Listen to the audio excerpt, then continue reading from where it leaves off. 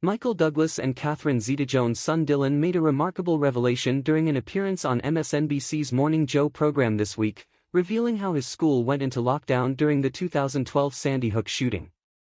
The last 20 years have been fundamental to this country, the 24-year-old, who is now hosting his own political podcast, told host Willie Geist and co-anchors Reverend Al Sharpton and Elise Jordan. Getting emotional, Dylan continued, "I remember Sandy Hook. I went to school in Westchester County, just 20 minutes from Sandy Hook, Connecticut, and I remember we were on lockdown that day, and ever since then we have had school shooting drills many times a year." In 2012, a 20-year-old gunman shot and killed 26 people inside Sandy Hook Elementary School. 20 of the victims were children aged 6 and 7.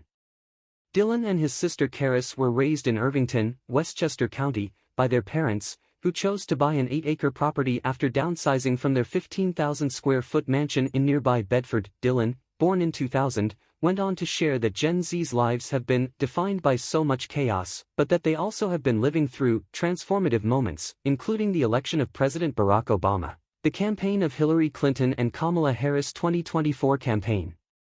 Dylan's weekly political series on SiriusXM comes 2 months before the defining November 2024 election between Vice President Kamala Harris and Donald Trump. He has been working behind the scenes in politics since he graduated from Brown University, as well as appearing in several small plays, including a workshop Seagull Variations.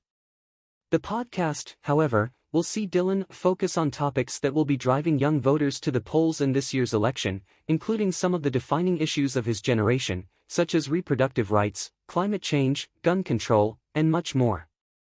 He will also speak with politicians and activists to exchange ideas on how Gen Z and politicians can work together to address issues and reach goals that are important to young Americans.